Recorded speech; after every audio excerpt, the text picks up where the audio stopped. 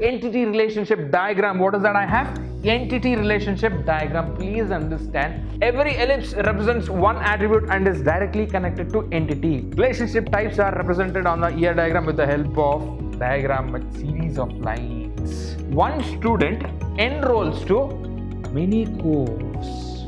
This is what I will call it as a one-to-many relationship. Person is a student. Specific ಆಗಿ ಹೇಳ್ತಾ ಇದ್ದೀನಿ ಅವನು ಏನು ಅಂತ.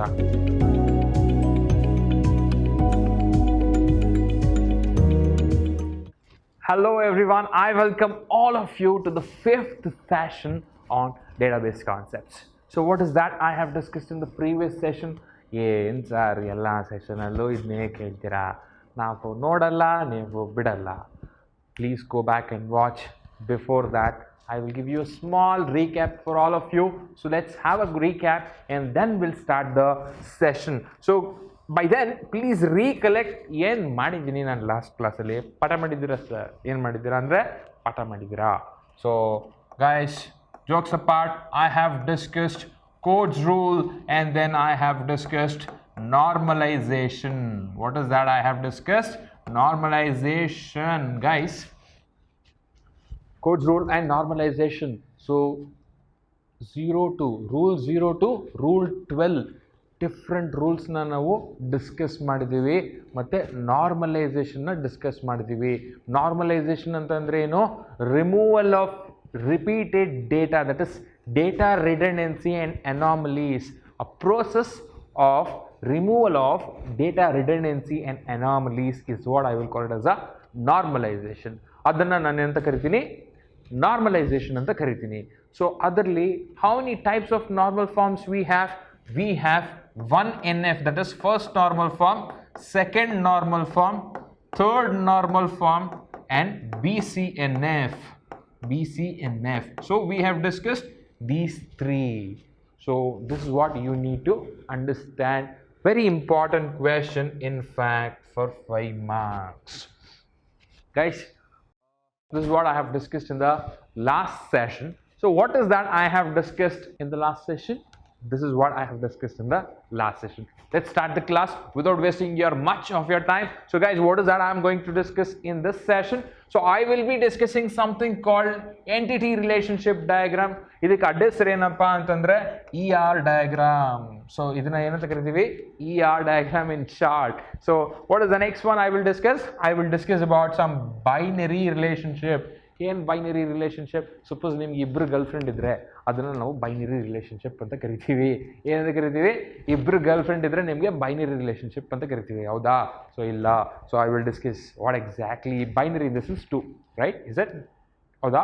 So I will discuss exactly what exactly the binary relationship is all about. And also I will discuss what exactly the cardinality ratio. Cardinality ratio ಅಂದರೆ ಏನು sir? ಒಬ್ಬ lecturer ಎಷ್ಟು ಜನಕ್ಕೆ ಪಾಠ ಮಾಡ್ತಾ ಇದ್ದಾರೆ? That is an example that you need to understand what exactly that cardinality ratio is all about. So that is what I will be discussing, right? So next one is generalization. Yen sir adu generalization, yen sir specialization. So I will be discussing that in detail in the session. So let me start with the first one, that is entity relationship diagram. What is that I have? Entity relationship diagram. Please understand what exactly the entity relationship diagram. So let's start. ER diagram is a visual representation of data that describes how data is related to each other. ಹೆಂಗೆ ಒಂದು data ಇನ್ನೊಂದು data ಸಂಬಂಧಿಕರು ಅಂತ ನಾವು ನೋಡಬೇಕು ಅಂತಂದರೆ ಒಂದು ಸುಂದರವಾದ ಡಯಾಗ್ರಾಮ್ ಇದೆ, ಅದನ್ನು ER ಡಯಾಗ್ರಾಮ್ ಅಂತ ಕರಿತೀವಿ. ಏನಂತ ಕರಿತೀವಿ? ER ಡಯಾಗ್ರಾಮ್ ಅಂತ ಕರಿತೀವಿ. So what is that? So we have a diagram called ER diagram, that is a graphical representation. In fact, it is a visual representation. So with the help of this visual representation, I will be able to understand the relationship between the data that I have. So that is what you need to understand. So ಇಲ್ಲಿ entity ಅಂತ ಇದೆ, ಇದು relational ಅಂತ ಇದೆ. Relational ಅಂತ ಹೇಳಿದ್ರೆ ನಿಮ್ಗೆ ಗೊತ್ತು, ಎಂಟಿಟಿ ಅಂದರೆ ಗೊತ್ತಿಲ್ಲ. ಏನು ಸರ್ ಎಂಟಿಟಿ? ನೀವು ಎಂಟಿಟಿ ಅಂತ ಹೇಳೋಕ್ಕಿಂತ ಮುಂಚೆನೇ ಸ್ಟಾರ್ಟ್ ಮಾಡಿಬಿಟ್ರೆ ಏನು ಸರ್ ನೀವು? ಸರ್ ಏನಾದರೂ ಒಂದು ರಿಯಲ್ ವರ್ಲ್ಡ್ ಆಬ್ಜೆಕ್ಟ್ನ ನೀವು ತಗೊಳ್ಳಿ ಸರ್. ಈ ಪೆನ್ ತಗೊಳ್ಳಿ ಸರ್. ಈ ಪೆನ್ನನ್ನು ನಾನು ಎಂಟಿಟಿ ಅಂತ ಕರಿಬೋದಾ? ಕರಿಬೋದು. ಇದನ್ನು ತಗೊಳ್ಳಿ ಸರ್, ಈ ರಿಮೋಟ್ನ ನಾನು ಎಂಟಿಟಿ ಅಂತ ಕರಿಬೋದಾ? ಕರಿಬೋದು. ಲೈಟ್ನ ಎಂಟಿಟಿ ಅಂತ ಕರಿಬೋದಾ? ಕರಿಬೋದು. ಮತ್ತಿನ್ನೇನು ಎಂಟಿಟಿ ಅಂತ ಕರಿಬೋದು ಸರ್? ಬೆಂಚ್ನ ಕರಿಬೋದಾ? ಕರಿಬೋದು. ಡಸ್ಟರ್ನ ಕರಿಬೋದಾ?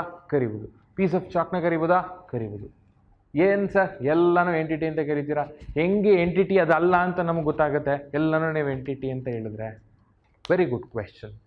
ಓಕೆ, ಫಸ್ಟ್ ಪಾಯಿಂಟ್ನ ನಾವು ಅರ್ಥ ಮಾಡ್ಕೋಬೇಕು. ಹೆಂಗೆ ನಾನು ಅದು ಎಂಟಿಟಿ ಅಂತ ಐಡೆಂಟಿಫೈ ಮಾಡ್ತೀನಿ ಅಂತ ನಾವು ಅರ್ಥ ಮಾಡ್ಕೋಬೇಕು. So what is the first point that I have? Suppose if any object or any real world object has got the properties, ಅದನ್ನು ನಾನು ಎಂಟಿಟಿ ಅಂತ ಕರಿತೀನಿ. ಈಗ ಪೆನ್ನ ತಗೊಳ್ಳೋಣ. Colour of this pen, height of this pen, cost of this pen, type of this pen, manufacturer of this pen, ಇದೆಲ್ಲ ಇದ್ರದ್ದು property. ಇದ್ರದ್ದು property. ಈ ಪ್ರಾಪರ್ಟೀಸು ಈ ಎಂಟಿಟಿನ ಡಿಫೈನ್ ಮಾಡುತ್ತಾ? ಮಾಡುತ್ತೆ. ಸೊ ಇದಕ್ಕೆ ಪ್ರಾಪರ್ಟೀಸ್ ಇದ್ದರೆ ಇದನ್ನು ನಾನು ಎಂಟಿಟಿ ಅಂತ ಕರಿಬೋದು. ಇದನ್ನು ಏನಂತ ಕರಿಬೋದು? ಎಂಟಿಟಿ ಅಂತ ಕರಿಬೋದು. ಆ ಪ್ರಾಪರ್ಟೀಸೇ ಆಟ್ರಿಬ್ಯೂಟ್ಸು. ಆ ಆಟ್ರಿಬ್ಯೂಟ್ಸೇ ನಿಮ್ಮ ಟೇಬಲಲ್ಲಿ ಸೊ ಕಾಲಮ್ಸು. ಅರ್ಥ ಆಯ್ತಾ? ಸೊ ಎಂಟಿಟಿ ಈ ಏನಿದು ಪೆನ್ನು, ಪೆನ್ನೇ ಟೇಬಲ್ ಈಗ. ಸೊ ಈ ಪೆನ್ನಿಗೆ ಪ್ರಾಪರ್ಟೀಸ್ ಇದೆ. ಆ ಪ್ರಾಪರ್ಟೀಸ್ನ ಏನಂತ ಕರಿತೀನಿ? ಆಟ್ರಿಬ್ಯೂಟ್ಸ್ ಅಂತ ಕರಿತೀನಿ. ಆ ಆಟ್ರಿಬ್ಯೂಟ್ಸೇ ಇಲ್ಲಿ ಕಾಲಮ್ಸು. ಯಾವ ಎಂಟಿಟಿಗೆ ಕಾಲಮ್ ಇರುತ್ತೆ ಅದನ್ನ ಎಂಟಿಟಿ ಅಂತ ಕರಿತೀವಿ. ಅರ್ಥ ಆಯ್ತಾ? ಯಾವುದಕ್ಕೆ ಆ ಪ್ರಾಪರ್ಟೀಸ್ ಇಲ್ಲ ಅದು ಎಂಟಿಟಿ ಅಲ್ಲ. ಸೊ ಈ ಎಂಟಿಟಿಯಲ್ಲಿ ಡೇಟಾ ಇರುತ್ತಲ್ಲ, ಆ ಒಂದು ಡೇಟಾ ಇನ್ನೊಂದು ಡೇಟಾ ಜೊತೆಗೆ ಹೆಂಗೆ ರಿಲೇಟೆಡ್ ಆಗಿದೆ ಅಂತ ನನಗೆ ಹೆಂಗೆ ಗೊತ್ತಾಗುತ್ತೆ? ಸೊ ಟು ಅಂಡರ್ಸ್ಟ್ಯಾಂಡ್ ದ್ಯಾಟ್ ನನ್ನ ಹತ್ರ ಒಂದು ಡಯಾಗ್ರಾಮ್ ಇದೆ, ಅದನ್ನು ನಾನು ಎಂಟಿಟಿ ರಿಲೇಷನಲ್ ಡಯಾಗ್ರಾಮ್ ಅಂತ ಕರಿತೀನಿ.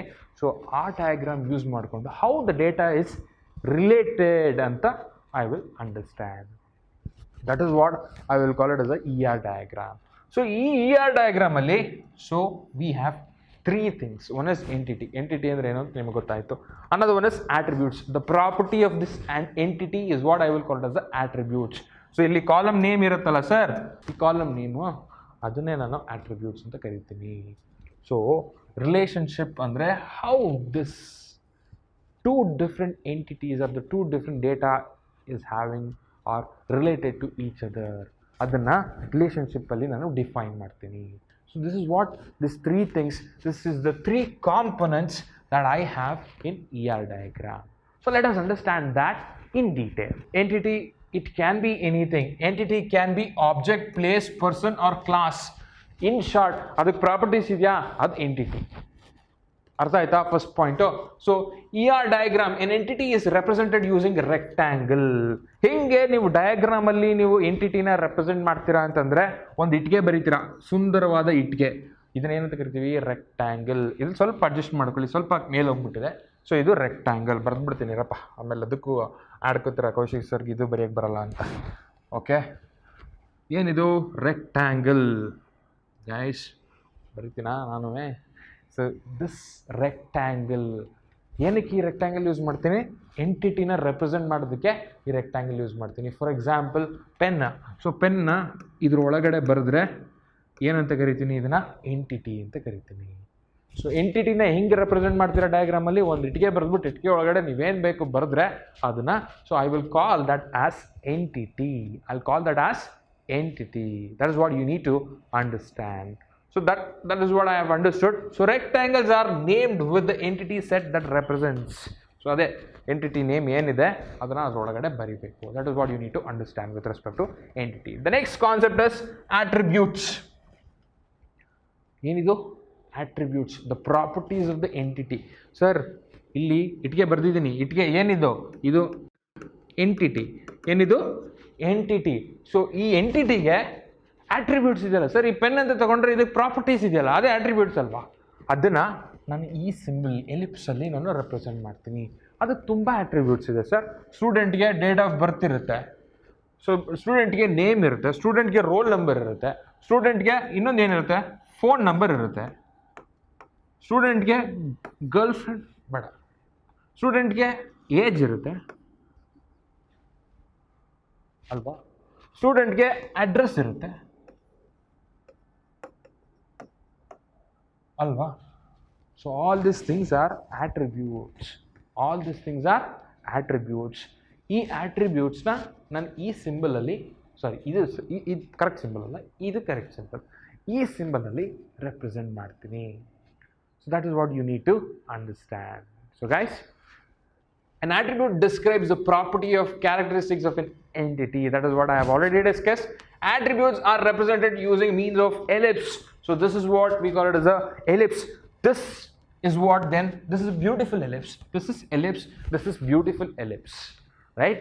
So what is the next point? Every ellipse represents one attribute and is directly connected to entity. Heng connect agide nodi sir illi. Pipe alli connect agide. What is the next one? For example, roll number, name, date of birth, all those things are students' attributes.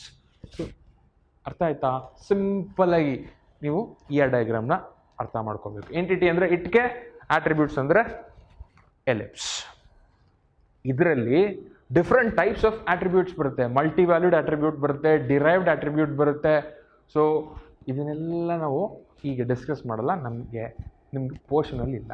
So let me not feed you much content which is not required. Okay, so moving on to the next one, relationship. ನಾನೇನು ಹೇಳಬೇಕಾಗಿಲ್ಲ, ನಿಮಗೆಲ್ಲ ಗೊತ್ತಿರುತ್ತೆ, ಆದರೂ ಹೇಳ್ತೀನಿ. You have 3 types of relationship. One is binary relationship, recursive relationship and ternary relationship. ಎಷ್ಟು ಥರ relationship ಇರುತ್ತೆ ಎಲ್ಲರೂ ಕಿವಿ ಎಲ್ಲರಿಗೂ ನೆಟ್ಟಿಗೆ ಆಗ್ಬಿಟ್ಟಿದೆ. ಈಗ 3 ಥರ ರಿಲೇಷನ್ಶಿಪ್ ಇರುತ್ತೆ: binary relationship, recursive relationship and ternary relationship. So what exactly relationship is all about? 3 ಥರ ರಿಲೇಷನ್ಶಿಪ್ ಇದೆ, ಹೌದಾ? ಏನು ಸರ್ ಇದೆಲ್ಲ? What is the relationship? This is, can you just explain this in detail? Let's start. Relationship type is a meaningful association between 2 types. ಯಾವ types? 2 types. ಏನು 2 types? Entity types. 2 entity ಇದೆ. ಒಂದು entity ಇನ್ನೊಂದು entity ಜೊತೆಗೆ what type of relationship it has got ಅನ್ನೋ ಅಸೋಸಿಯೇಷನ್ನ explain ಮಾಡುತ್ತೆ. ಏನು ಸಂಬಂಧ ಇದೆ ಒಂದು ಎಂಟಿಟಿಗೂ ಅನ್ನೋದರ ಎಂಟಿಟಿಗೂ? ಪೆನ್ನು ಮತ್ತು ಬೋರ್ಡ್ಗೆ ಏನು ಸಂಬಂಧ ಇದೆ? ಪೆನ್ನು ಮತ್ತು ಬೋರ್ಡ್ಗೆ ಏನು ಸಂಬಂಧ ಇದೆ? ಸೊ ಆ ಸಂಬಂಧನ ನಾವು we represented in the form of relationship. So pen writes on board. Board is one entity, pen is one entity. So let's understand this. pen ನಾನು ಎಂಟಿಟಿ ಅಂತ ಕರಿತೀನಾ? ಹೌದು. ಸೊ ಇಟ್ಟಿಗೆ ಒಳಗೆ ಬರ್ದೆ. ಸೊ ಬೋರ್ಡ್ ಇದನ್ನ ಎಂಟಿಟಿ ಅಂತ ಕರಿತೀನಾ? ಬರ್ದೆ ಇಟ್ಟಿಗೆ ಒಳಗೆ. ಸೊ ರಿಲೇಷನ್ಶಿಪ್ನ ಈ ಥರ ಡೈಮಂಡ್ ಶೇಪಲ್ಲಿ ರೆಪ್ರೆಸೆಂಟ್ ಮಾಡಬೇಕು. So pen connects to board. ಯಾವ ಥರ relationship? Pen writes on board, that is a relationship. Pen writes on board. So writes on is a relationship. ಈಗ ಅರ್ಥ ಆಯ್ತಾ sir? Relationship types are represented on the ear diagram with the help of diagram with series of lines. This is what I will call it as series of line. ಇದನ್ನ series of lines ಅಂತ ಕರಿತೀವಿ. There are 3 types of relationship which I have already discussed. Let me discuss this in detail in the coming slide. So guys, what is binary relationship? 1 to 1. ಏನು sir 1 to 1? Look at this diagram. Entity 1, I have a relationship entity 1. ಟ್ಯೂಷನ್ಸ್ಗೆ ಹೋಗ್ತೀರಾ ನೀವೆಲ್ಲ, ಆಯಿತಾ? ಈಗ ಇದೇ example. ನಾನು ಒಬ್ಬ lecturer ಒಬ್ಬ ಸ್ಟೂಡೆಂಟಿಗೆ ಪಾಠ ಮಾಡ್ತಿದ್ದೀನಿ. ನೀವು ಎಷ್ಟು ಜನ ಇದ್ದೀರ ಮನೇಲಿ? ಒಬ್ಬರೇ ತಾನೇ? ನಾನು ಒಬ್ಬ teacher. So teacher is an entity. Okay, teacher is imagine teacher is an entity. One teacher teaches one student. ಇದನ್ನೇ ಅಂತ ಕರಿತೀವಿ 1 to 1. One teacher is teaching one student. ನೀವು ಒಬ್ಬರೇ ನೋಡ್ತಾ ಇರೋದು ಅಂತ ಅನ್ಕೊಳ್ಳಿ. One teacher. ಎಷ್ಟು ಜನ ಟೀಚರ್ಸ್ ಇದ್ದೀರಿ ಇಲ್ಲಿ ಕ್ಲಾಸಲ್ಲಿ? ಒಬ್ಬರೇ ಅಲ್ವಾ? One teacher is teaching one student. So that is what I will call it a binary relationship. 1 to 1 ಏನಂತ ಕರಿತೀವಿ? 1 to 1. So guys, this type of relationship is rarely seen in the real world. ಹಂಗೇನಿಲ್ಲ sir, ಈಗೆಲ್ಲ ನೋಡ್ತಾ ಇದೀವಿ ನಾವು. Text ಬುಕ್ಕಲ್ಲಿ ಹಂಗೆ ಕೊಟ್ಬಿಟ್ಟಿದ್ದಾರೆ. You can have a lot of examples, right? The above example describes that one student can enroll only for one course. ಹೌದಾ? one student one course ಗೆ enroll ಆಗ್ಬೋದಾ? So please understand, student enrolls course. Illi one student enrolls to one course. So this is an example for one to one. Next ನೋಡೋಣ ಏನಿದೆ ಅಂತ. Sir, one to many. ಏನು sir one to many? One student enrolls to many course. This is what I will call it as a one to many relationship. This is what I will call it as a one to many relationship. Next one ನೋಡೋಣ. Many to many. Wow. Many students enrolls to many course. This is what I will call it as a many to many. This is what I will call it as a many to many. Please understand this. One to one, one to many to many. This is what I will call it as cardinality ratio. This is what I will call it as a cardinality ratio. ಹೆಂಗೆ ಬರಿತೀನಿ ಇದನ್ನ sir one to one. This is what I will call it as a ratio. ಯಾವ ratio? Cardinality ratio. So ಇದನ್ನ ಹೆಂಗೆ ಬರಿತೀನಿ? One to many. So next ಒನ್ನ many to many. This is what I will call it as a cardinality ratio. Hope you got my point. Cardinality ratio. This is what I have discussed in the previous example. Moving on to the next one. Generalization. Generalization ಅಂದ್ರೆ ಏನು? What is generalization? Simple, ನಮ್ಮ ಹುಡುಗರಿಗೆಲ್ಲ ಚೆನ್ನಾಗಿ ಗೊತ್ತಿದೆ. Generalisation ಅಂದರೆ ಏನು? ಎಷ್ಟೋ ನಿಂದು marks? Pass sir. ಹೇಳಲ್ಲ ಅವನು ಯಾವ್ಯಾವ ಸಬ್ಜೆಕ್ಟಲ್ಲಿ ಎಷ್ಟೆಷ್ಟು ಬಂದಿದೆ ಅಂತ. ಕಮ್ಮಿ ಬಂದ್ಬಿಟ್ಟಿದ್ರೆ ಜಸ್ಟ್ ಪಾಸ್ ಅಂತ ಹೇಳ್ಕೊಡ್ತಾನೆ. That is generalisation. ಆ ಪಾಸ್ ಅಂದರೆ ಅದರಲ್ಲೇ ಎಲ್ಲ ಬಂದ್ಬಿಟ್ಟಿರ್ಬೇಕು, ಎಲ್ಲ 35 ಮೇಲೆ ಬಂದ್ಬಿಟ್ಟಿದೆ ಅಂತ ಅಲ್ವಾ? That is the same thing that you need to understand here. ಇಲ್ಲಿ ಡಿಫ್ರೆಂಟ್ ಟೈಪ್ಸ್ ಆಫ್ ಬರ್ಡ್ಸ್ ಇದೆ. ಎಲ್ಲನೂ ತೆಗೆದುಕೊಂಡು ನಾನು ಏನು ಮಾಡ್ತೀನಿ, ಬರ್ಡ್ಸ್ ಅಂತ ಒಂದು ಎಂಟಿಟಿ ಮಾಡ್ತೀನಿ. ಸ್ಪೆಸಿಫಿಕ್ ಆಗಿ ಯಾವ ಬರ್ಡ್ ಅಂತ ಹೇಳಲ್ಲ. ಇದನ್ನು ಏನಂತ ಕರಿತೀನಿ? ಇದನ್ನು ಜನರಲೈಸೇಷನ್ ಅಂತ ಕರಿತೀನಿ. ಇದನ್ನೇನಂತ ಕರಿತೀನಿ? ಜನರಲೈಸೇಷನ್ ಅಂತ ಕರಿತೀನಿ. ನೆಕ್ಸ್ಟ್ ಇನ್ನೊಂದಿದೆ ನೋಡಿ sir. Person is a student. Specific ಆಗಿ ಹೇಳ್ತಾ ಇದ್ದೀನಿ ಅವನು ಏನು ಅಂತ. Person is a teacher. ನಾನೇನು? ಟೀಚರ್. ನೀವೇನು? ಸ್ಟೂಡೆಂಟ್. Both are persons. ಅದನ್ನು ಸ್ಪೆಸಿಫಿಕ್ ಆಗಿ ಹೇಳ್ತಾ ಇದ್ದೀನಿ with the help of is a relationship. ಇದನ್ನೇನಂತ ಕರಿತೀನಿ? ಸ್ಪೆಷಲೈಸೇಷನ್ ಅಂತ ಕರಿತೀನಿ. ಸಿಂಪಲ್ ಸರ್, ಇಷ್ಟೇ ನೀವು ಅರ್ಥ ಮಾಡ್ಕೋಬೇಕು. Got my point? So this is what you need to understand in this session. So with this, I have come to an end of this class. So take care. Bye bye. Manege hogo time aaytu.